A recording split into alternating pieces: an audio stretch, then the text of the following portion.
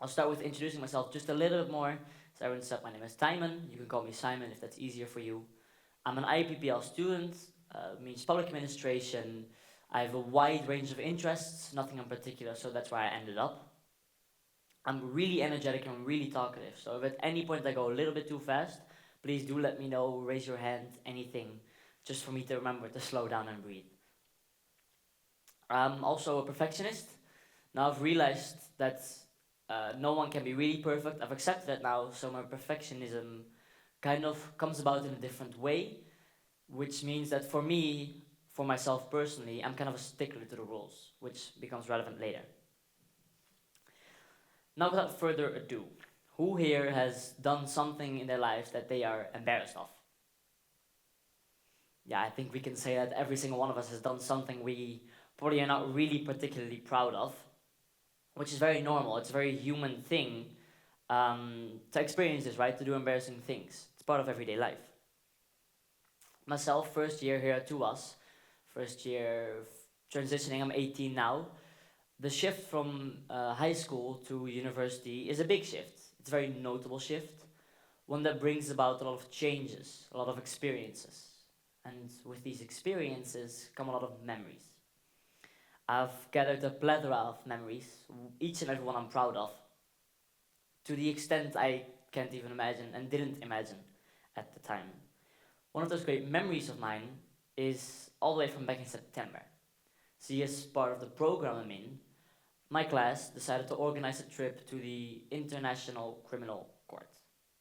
For those of you who don't know, the International Criminal Court is a place where they prosecute people who have committed such terror on the world that they need to be justified on an international stage. We are talking about leaders who have orchestrated mass genocide and mass murders and torture and massive bombings, etc.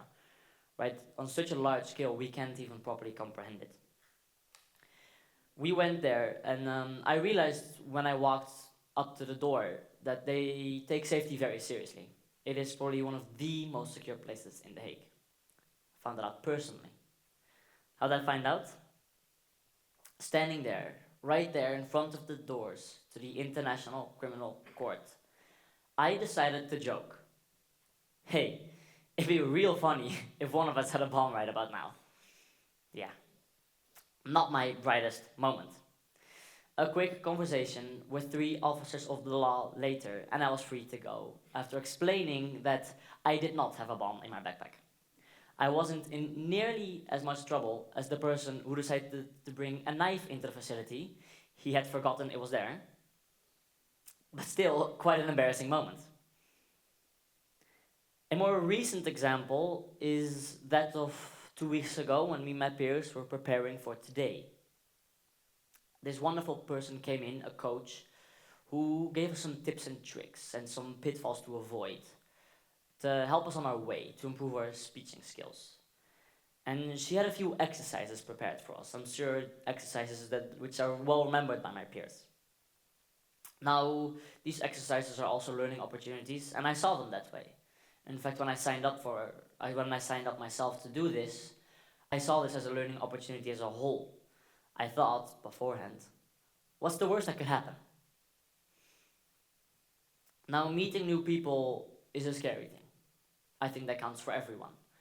Especially because with meeting new people, we often want the new people we meet to like us, which is a very reasonable behavior. There's a storm out there, like Urban said. It's cold, it's windy, it's always pushing us back, each and every single one of us. It's often lonely. And when we meet new people, we see a bit of warmth. There's a bit of familiarity there. There's something we recognize oftentimes. And of course, we could spend our days burning bridges, and that would give us the warmth to last the storm for maybe a month or two. But if instead of burning these bridges, which will collapse into nothingness, we climb onto the bridge itself, we meet the people on top of the bridge, and we embrace them, we have much longer, much nicer warmth. Anyway, new room, new people. New people who I would like for them to like me. I didn't want to come across as awkward or shy or closed off. Now this exercise that we had to do involved 3 simple steps.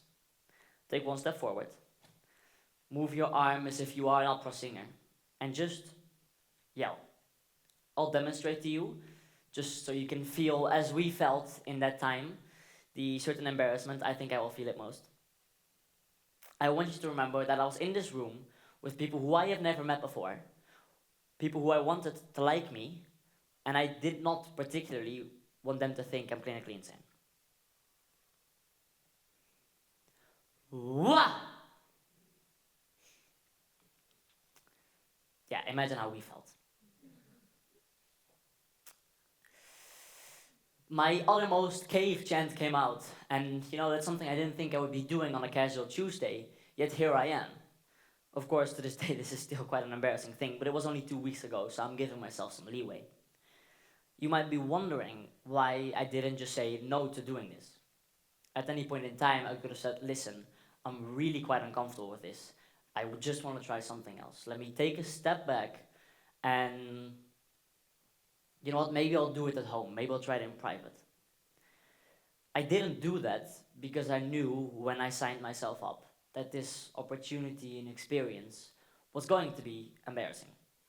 I knew I was going to put myself in awkward situations.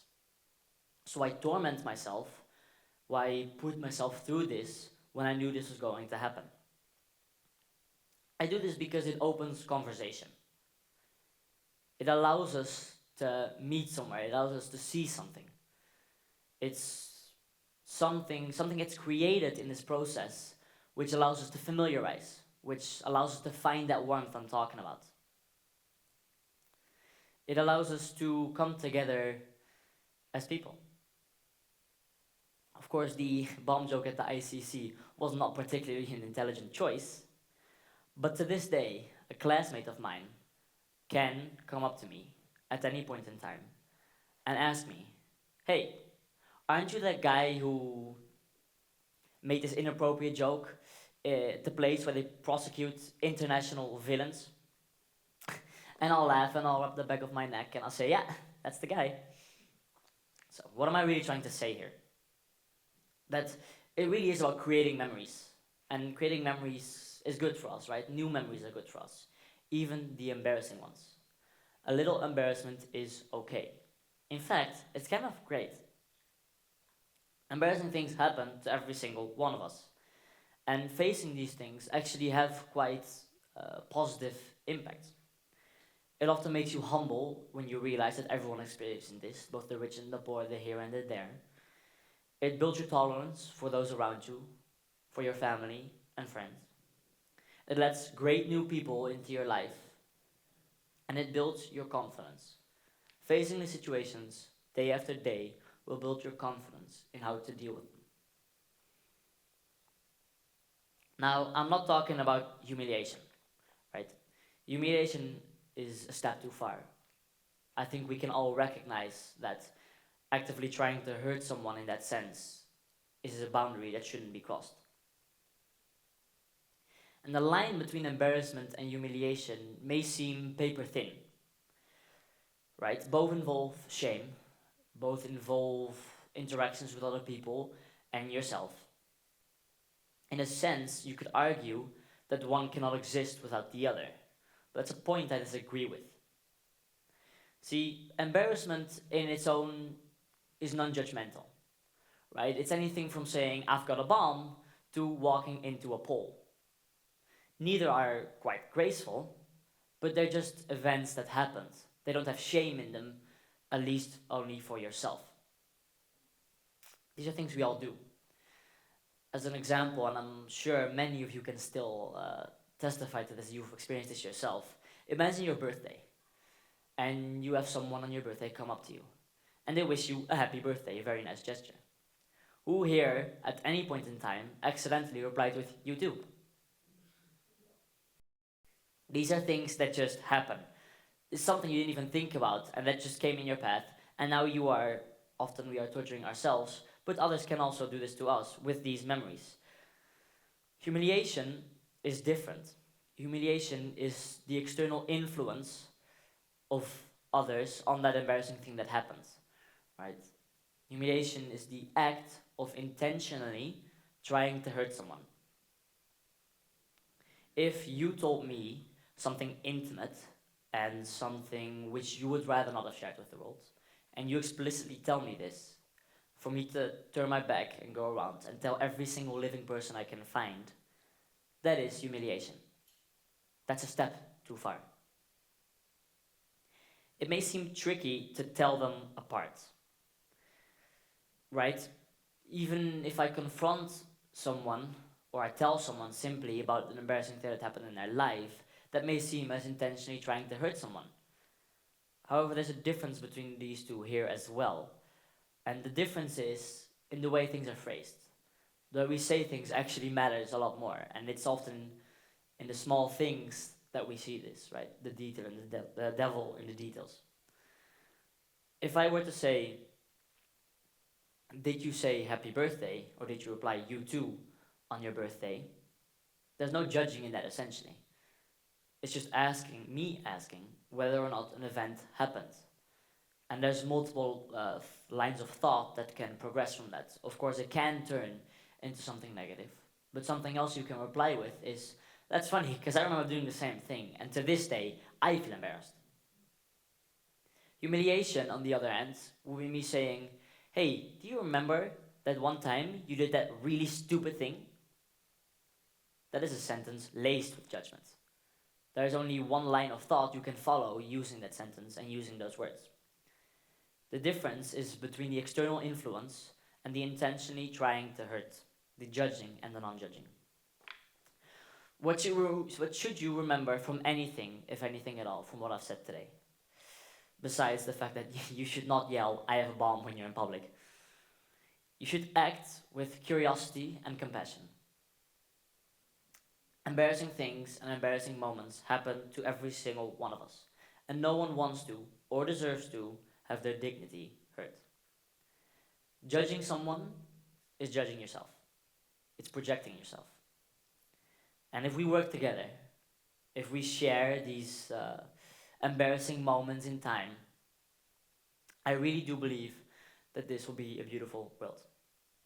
Thank you.